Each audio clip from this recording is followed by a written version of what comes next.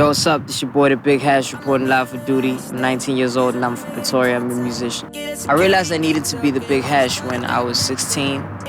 My parents were going through some heavy financial situations, or single parent rather.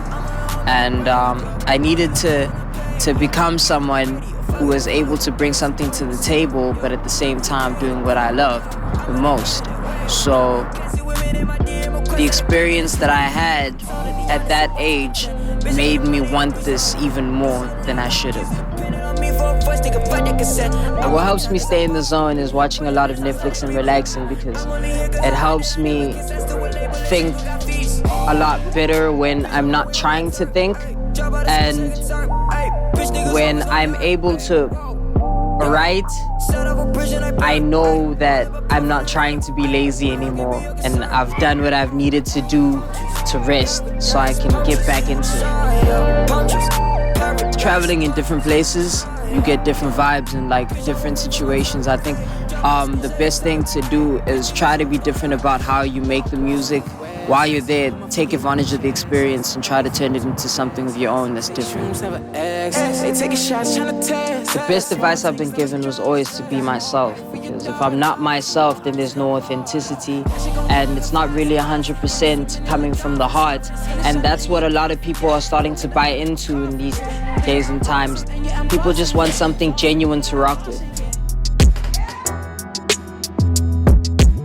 Circles was originally a part of my debut album concept called Life and Times of a Teenage Influence HD, which is supposed to be the EP that I dropped last year, turning into an album.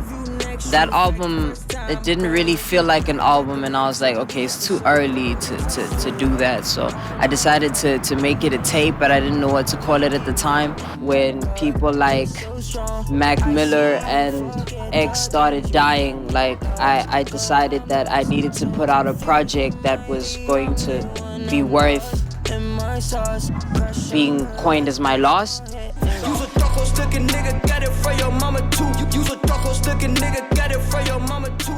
Dark Horse was made around the same time as Circles. That was like back in April 2018. I originally heard the beat from a homie of mine on his Instagram story, and I asked him for it, and then he sent it through to me. I wrote something that was equal to at least a minute. I wrote like a hook in the first verse, and then the night of Back to the City 2018, when Ricky brought me out on stage, we were still traveling to other shows. So during that space and time, I played him the songs. He asked me to play the beat, and he just kept freestyling, and then eventually we linked up at the club at Sumo one night, and then he said, yo, bro, I'm ready to hop on that. Are you?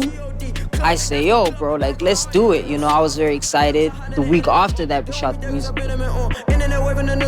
The experience has actually been nothing short of pleasant, working with adidas on this campaign, because they're very hands-on with what they do, and they're very hands-on with the people that they work with, and they're very interactive. When we speak, we have sort of these conversations that can be like felt off camera and on camera, or more relating to the campaign. Like I get to feel the vision that they have for the project, and like we get to put their vision and my vision together to see this whole thing through, because I actually think it's beautiful.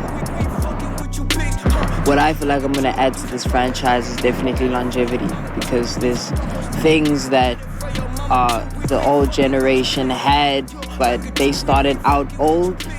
And for me and Adidas adopting this whole project together, it's actually helping the people that are coming in the later years to actually know what happens when you wear this brand, and what comes with the perks of wearing this brand, and fashionability.